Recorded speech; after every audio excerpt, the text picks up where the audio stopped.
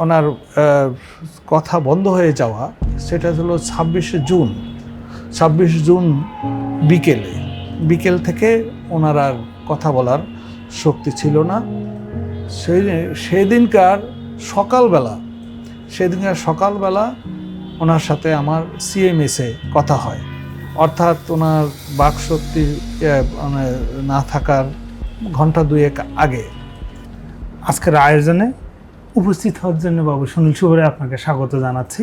ধন্যবাদ। আমরা মূলত আপনার কাছে একটু জানতে চাইব যে আপনি তো লম্বা সময় 1985 থেকে 2019 শেষ দিন পর্যন্ত ওনার সঙ্গে ছিলেন, কিছু না বলা কথা তো থাকেই, এমন কি কোনো কিছু আপনার কাছে আমরা একটু তার স্মৃতিচারণ জানতে চাই। ধন্যবাদ আপনাকে। দেখুন, আমার কর্মজীবনের পুরোটা সময়ই পল্লীবন্ধু হোসেন মোহাম্মদ এরশাদের সাথেই কেটে গেছে। 1985 সালে যখন আমি ইউনিভার্সিটির জার্নালিজম ডিপার্টমেন্ট থেকে এখন বেরোয় আসছি, তারপরে ঘটনাচক্রেই ওনার সাথে আমার দেখা হয় এবং তখন তিনি প্রধান সামরিক আইন প্রশাসক, রাষ্ট্রপতি। তো সেই সময় উনি আমার একটা লেখা সম্পর্কেই প্রশংসা করতে গিয়ে বললেন যে আমি একটা পত্রিকা বের করছি, তুমি সেই পত্রিকাটার সাথে যুক্ত থাকো। তো তার আগে মূলত একটু তিক্ত সম্পর্কটাই ছিল, যেহেতু তখন আমি ইউনিভার্সিটির ছাত্র, তখন এরশাদ বিরোধী আন্দোলন ছিল। সেই আন্দোলনের মধ্যে আমিও শরিক ছিলাম, আন্দোলনের মধ্যেই ছিলাম। তো সেখান থেকে উনি কতগুলো কথা আমাকে বুঝালেন যে দেখো, আমি দেশের জন্য কিছু করতে চাই, এবং সেই একজন রাষ্ট্রপতি, একজন দুর্দণ্ড প্রতাপশালী শাসক, তার যে ব্যবহার, তার যে আচরণ, যেভাবে আমি একটা ক্ষুদ্র সবেমাত্র ইউনিভার্সিটি থেকে বের হচ্ছি, সেই সময় তাকে আমাকে সামনে নিয়ে যে কথাগুলো বললেন, আমি সত্যি মুগ্ধ হয়ে গেলাম। এবং তার অবয়ব, তার চেহারা, তারপরে তার ভাষা প্রয়োগ এবং সৌজন্যতা আমাকে সত্যি মুগ্ধ করে ফেললো।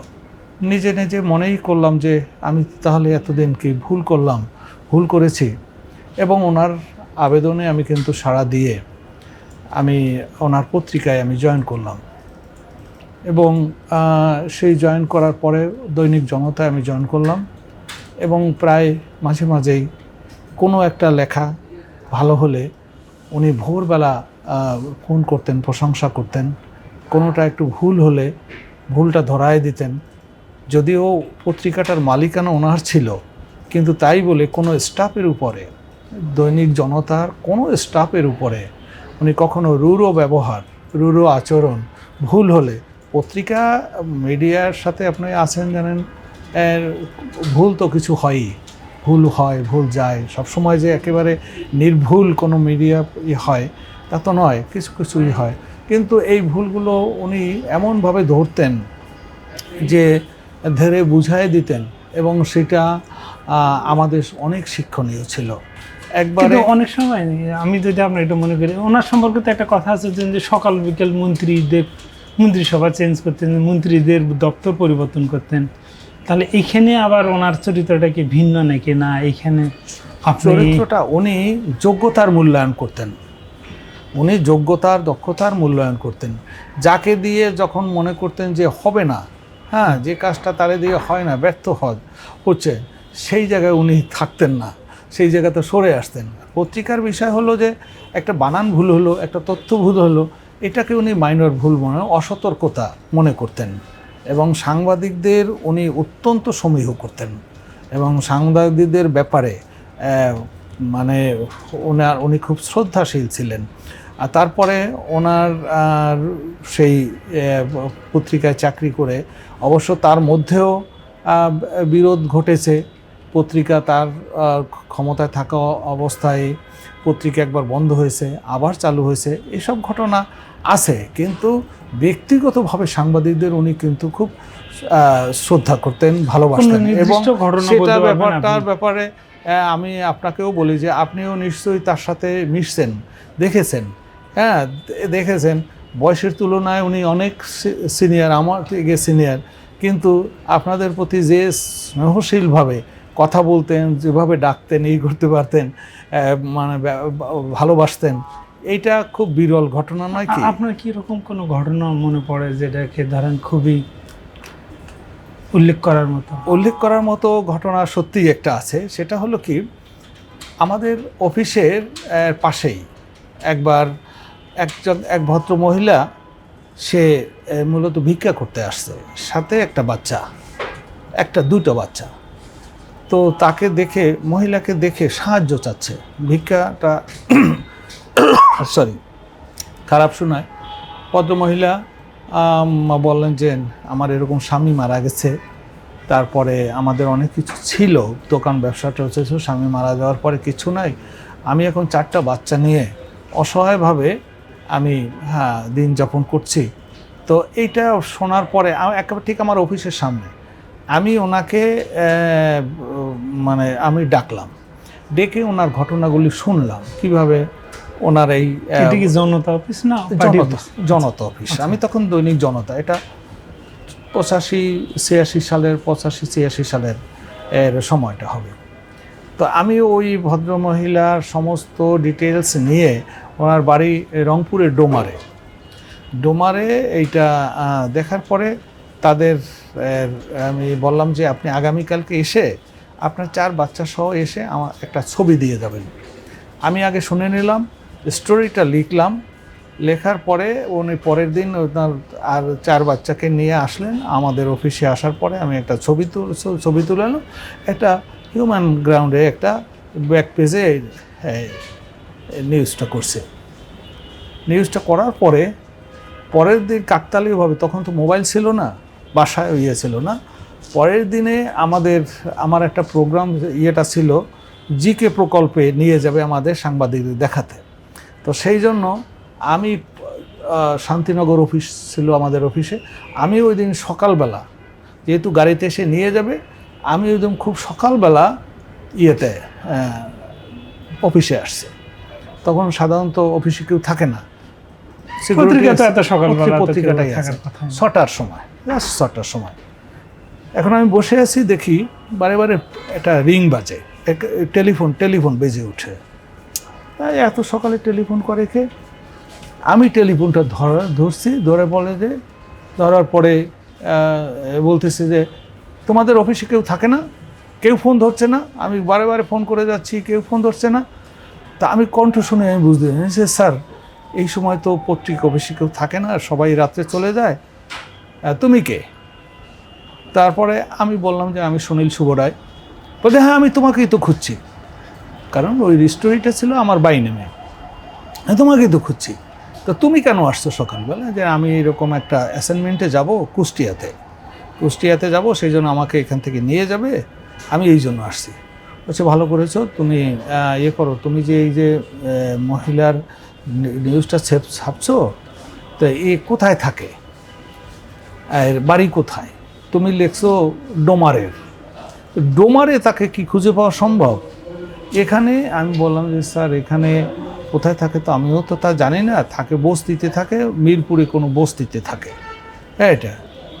তা বলছে ও আচ্ছা ঠিক আছে, দেখি, আচ্ছা যাও তুমি তোমার কাজে যাও।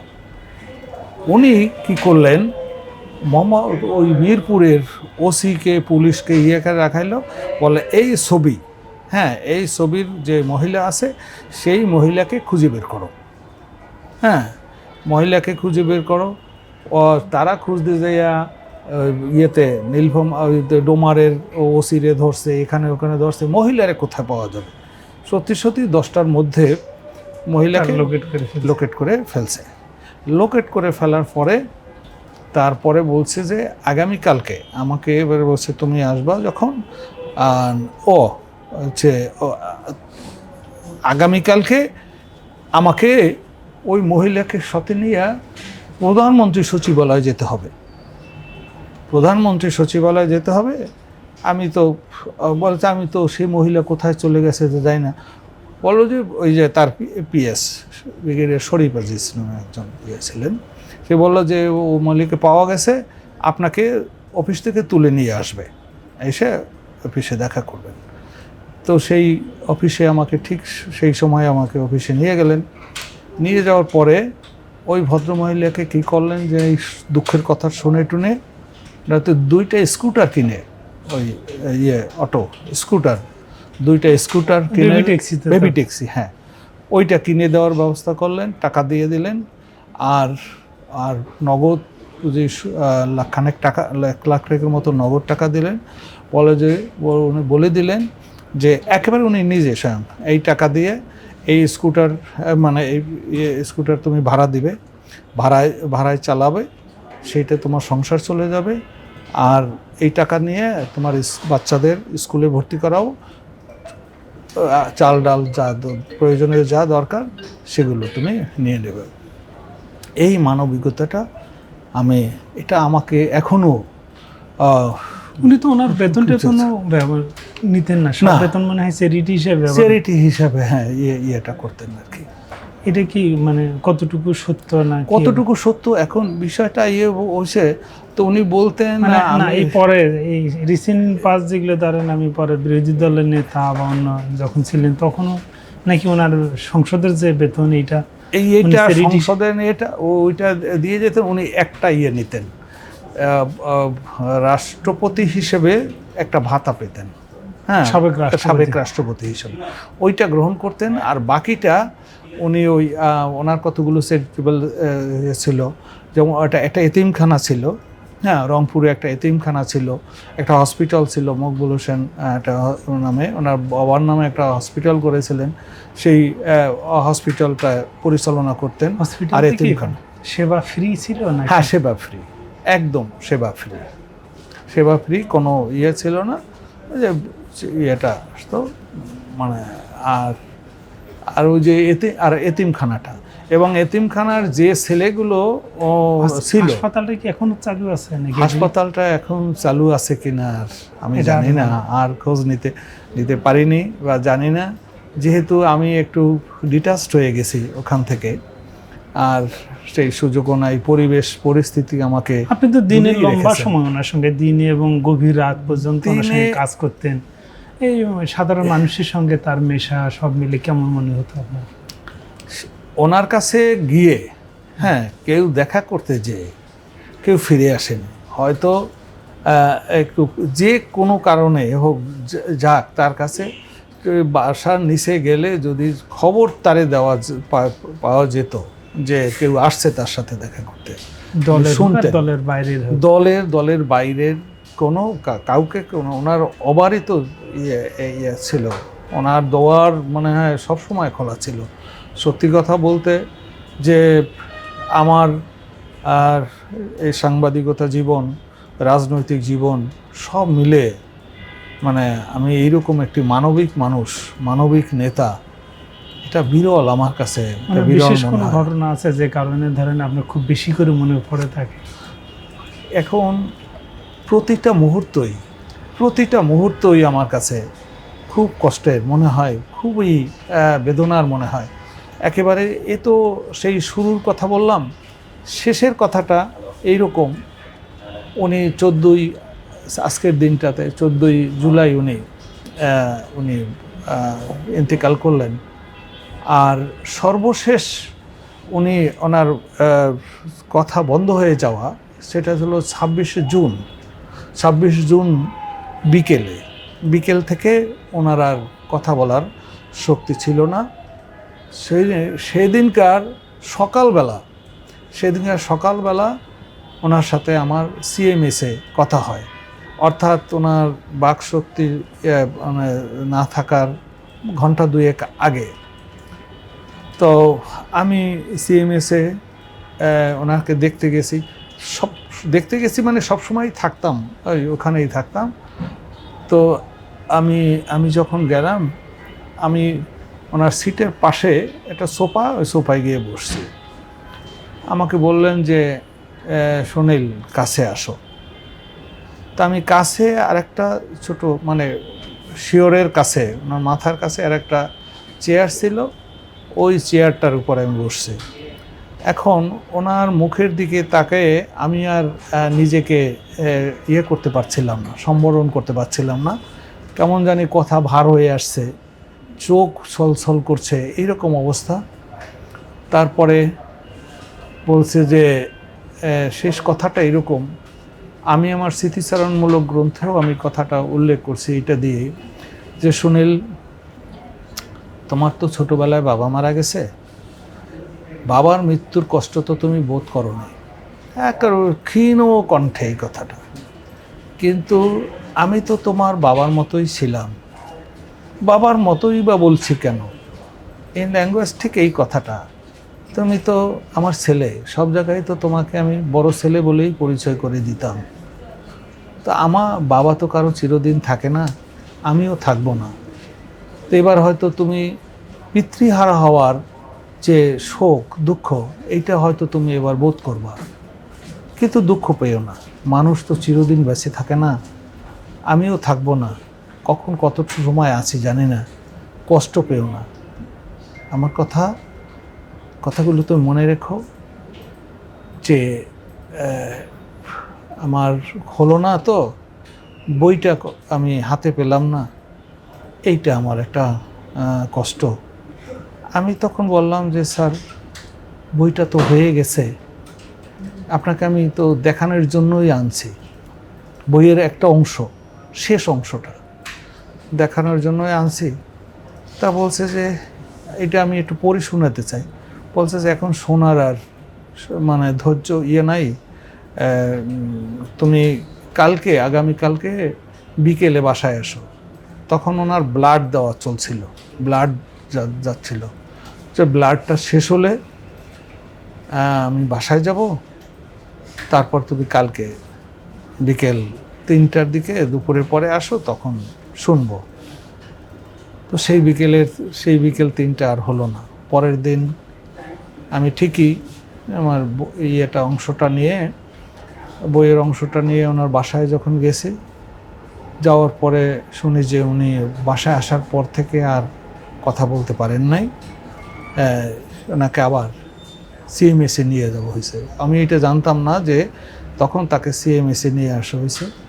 আমি সাথে সাথে সিএমএসে ওইখান থেকে চলে আসলাম, এসে শুনি যে ওনাকে আইসিসিউতে এখানে রাখা হয়েছে, ওখানে আর যাওয়ার সাধ্য নেই। এই ছিল ওনার সাথে আমার জীবনের শেষ কথা ওনার সাথে।